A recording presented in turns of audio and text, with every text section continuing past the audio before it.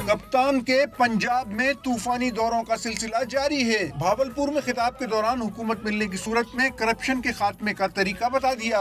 जनूबी पंजाब सूबा बनाने का अज़्म भी दोहराया। एहतसाब मेरे से शुरू होगा, मेरे वज़ीरों से शुरू होगा, मेरे एमपी से शुरू होगा और फिर नीचे तक जाएगा। इंशाल्लाह चाहते साथ ही हमें अल्लाह ने मौका दिया, सीधा काम होगा जनूबी पंजाब का सूबा बनाने के लिए इंशाल्लाह। चेयरमैन पीटीआई की अगली मंजिल थी मुल्तान, जहां पुरजोश खिलाड़ियों से खूब वादे किए। पाकिस्तान के माशी बहरान को तारीख का बदतरीन बहरान करार दिया।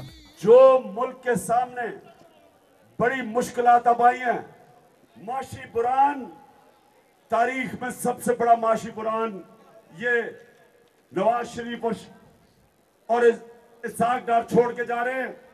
इनको इस बुरान का मुकाबला करने के लिए हम सब कौम हमें इकट्ठा होना पड़ेगा।